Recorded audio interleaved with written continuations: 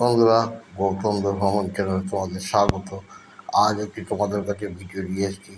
ভিডিওটি হলো নবদ্বীপ সৎসঙ্গ মন্দির ভ্রমণের ভিডিও। তো ভিডিওটি তোমরা দেখো, খুব ভালো লাগবে ভিডিওটি স্কিপ করো না, তোমরা দেখো। খুব সুন্দর একটি ভিডিও হতে যাচ্ছে, তো তোমরা ভিডিওর মাধ্যমে দেখো।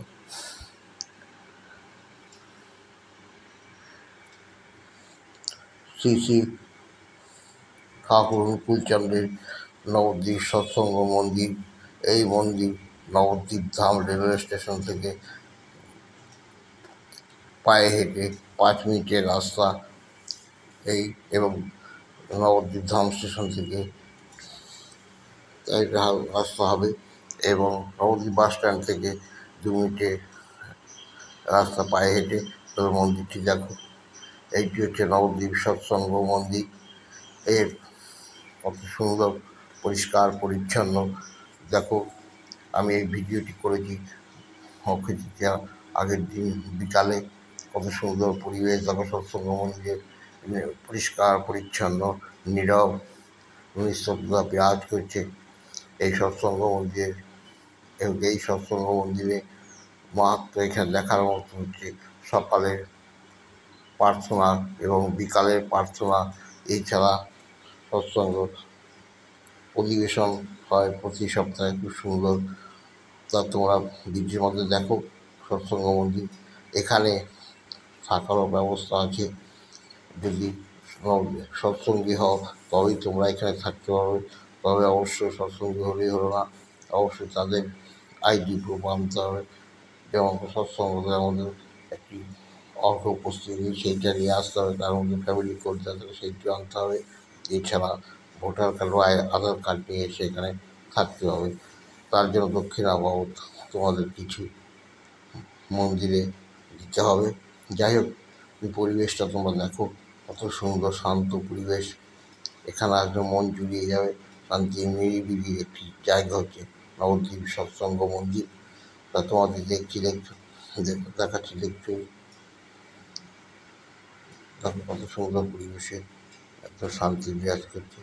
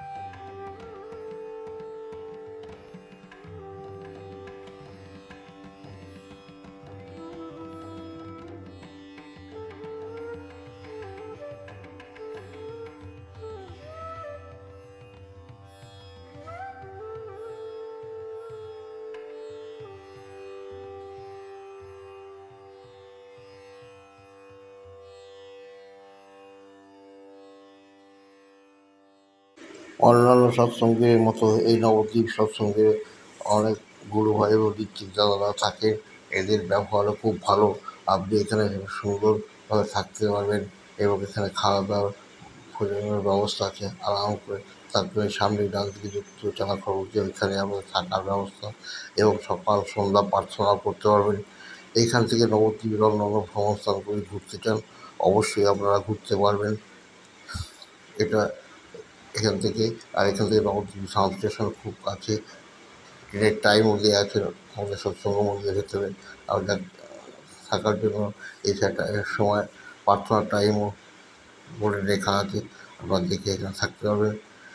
এছাড়াও সৎসঙ্গ মন্দির সুন্দর বাগানগুলো কত সুন্দর দেখছেন। এই বাগানগুলো দেখার মতো। অন্যান্য সৎসঙ্গ মন্দির নবদ্বীপ সৎসঙ্গ মন্দির সুন্দর বাগান তৈরি আছে, শান্তি নিরিবিলি একটি জায়গা নবদ্বীপ সৎসঙ্গ মন্দির। তো বন্ধুরা, যদি নবদ্বীপ ভ্রমণে আসেন অবশ্যই সৎসঙ্গ মন্দিরটা একবার ভিজিট করে যাবেন, দেখবেন কত সুন্দর মন্দির।